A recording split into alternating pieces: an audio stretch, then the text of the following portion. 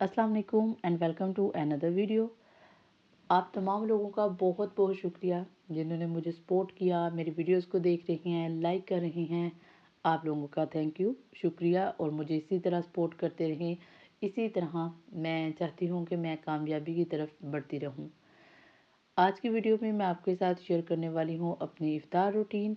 इफ्तार routine आज जुम्मे की रोज़ की इफ्तार रूटीन शेयर होने वाली है। जुम्मा का दिन बाकी तमाम दिनों की निस्बत थोड़ा सा स्पेशल होता है। उसकी वजह ये होती है कि इस दिन घर के तमाम बच्चे, बड़े, बूढ़े इकट्ठे होकर इफ्तारी करते हैं। तो लिहाजा जब तमाम लोग इकट्ठे होते हैं तो मेरा ख्याल है कि हम एक स्पेशल किस्म की इफ्तारी इस दिन तैयार करते हैं। तो मैं इस दिन क्या तैयारियां करती हूँ आज की वीडियो में मैं आपको बताऊंगी। सबसे पहले मैं तैयार करूंगी आलू गोश्त का सालन। आलू और चिकन का सालन फैमिली के तमाम मेंबर्स का बहुत ज़्यादा फेवरेट है और मैं इसे बड़े ही डिफरेंट तरीके से बनाती हूँ। वो तमाम लोग जो कहते हैं कि आलू गोश्त का शोरबा जो है वो बहुत ज़्यादा पतला हो जाता है, वो भी मैं आपको बताऊँगी। सबसे पहले आपने लेना है ऑयल। इसमें डालेंगे प्याज, लहसुन, हरी मिर्ची और टमाटर। ऐसे ही आपने तमाम चीज़ों को डाल देना है और इनको अच्छे से रोस्ट करना है। रोस्ट करने के बाद आपने इनको ग्राइंड कर लेना है। एक बात यहाँ पे मैं आपको क्लियर करती चलूँ कि जब भी आप ऑयल में इन तमाम चीज़ों को रोस्ट करेंगे, तो उसके बाद आप इसको ग्राइंड करेंगे तो आपके जो मसाला है इसका कलर बहुत ज़बरदस्त आएगा। आप इसको देख भी सकते हैं। इसको आपने क्या करना है, ग्राइंड करने के बाद अगेन ऑयल में डालना है, थोड़ा सा भूनना है ताकि पानी जो है वो खुश्क हो जाए। जो ही पानी खुश्क हो जाए तो आप इसमें मसाला जात ऐड कीजिएगा।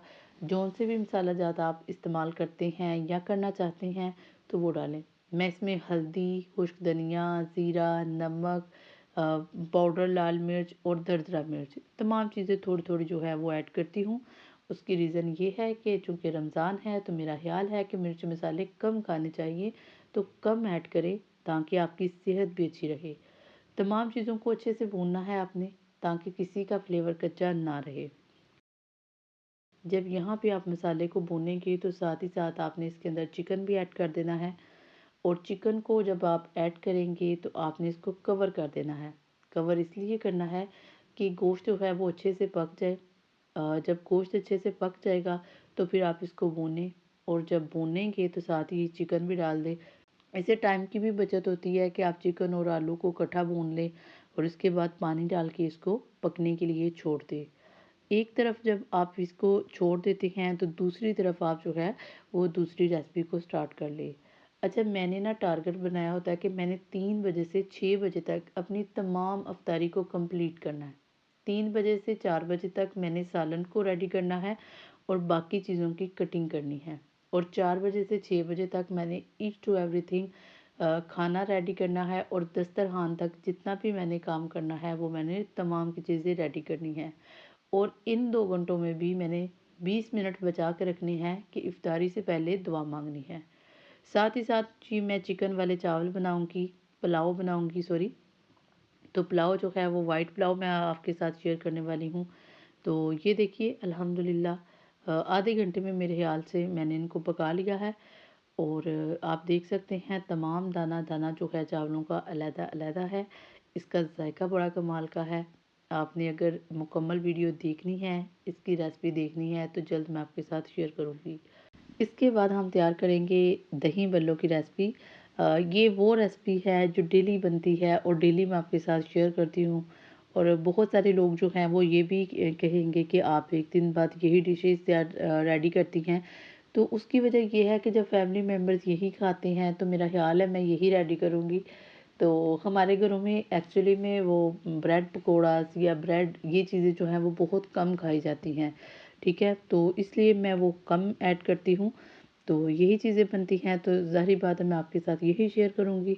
दही भल्ले जो हैं वो मैंने रेडी कर लिए हैं अल्हम्दुलिल्लाह। साथ ही साथ मैं बनाऊँगी जी हरमानी की चटनी। अच्छा, इसको मैंने ना बॉयल कर लिया है।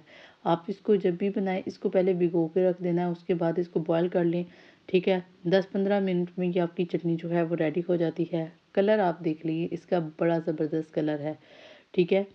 तो इसमें मैंने चीनी ऐड की है और चाट मसाला, नमक और काली मिर्च थोड़ी-थोड़ी क्वांटिटी में ऐड की है। आपने अपने टेस्ट के मुताबिक ऐड करनी है, आप जितना भी इसमें ऐड करना चाहते हो। इमली की चटनी की रेसिपी मैंने आपके साथ शेयर नहीं की।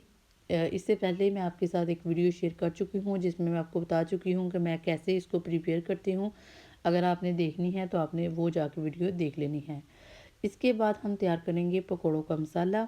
आलू जो है बारीक बारीक काट लिए हैं मैंने, ताकि ये इजीली और अच्छे से गल जाते हैं। इसके बाद बहुत सारी पालक ऐड करेंगे, प्याज ऐड करेंगे, उसके बाद बेसन ऐड करेंगे, नमक मिर्च मसाला जो भी आप इसमें ऐड करना चाहते हैं। बस दो चीज़ें आपने हमेशा याद रखनी है जब भी पकौड़े बनाए, इसके अंदर आपने खुश्क धनिया और ज़ीरा, ये दो चीज़ें लाजमन ऐड करें। और नमक का ख्याल रखें, इसमें नमक ज़्यादा नहीं होना चाहिए।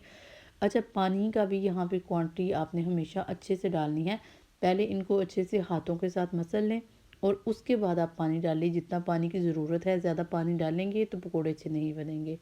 आप मेरे पकौड़े देखिए अल्हम्दुलिल्लाह, ठीक है, हर पकौड़ा क्रिस्पी है और ज़बरदस्त तैयार हुआ है, ठीक है। तो फाइनल लुक में मैं आपको बता दूं कि मैंने तैयार किया है मकरोनी, इसके साथ साथ पकोड़े बनाए हैं, साथ साथ चाट वो दही बड़े बनाए हैं। इसके अलावा मैंने बनाई है जी आलू और चिकन का सालन। इसके अलावा मैंने बनाए हैं जी चिकन पुलाव। तो ये थी मेरी आज की वीडियो। आई होप आप लोगों को अच्छी लगी होगी। अगर अच्छी लगी है तो वीडियो को लाइक करना है, चैनल को सब्सक्राइब करना है और कमेंट लाजमन करना है कि आप कितने टाइम में ये तमाम चीज़ें मैनेज करते हो। तो मिलते हैं किसी और वीडियो में, तब तक अल्लाह हाफिज़।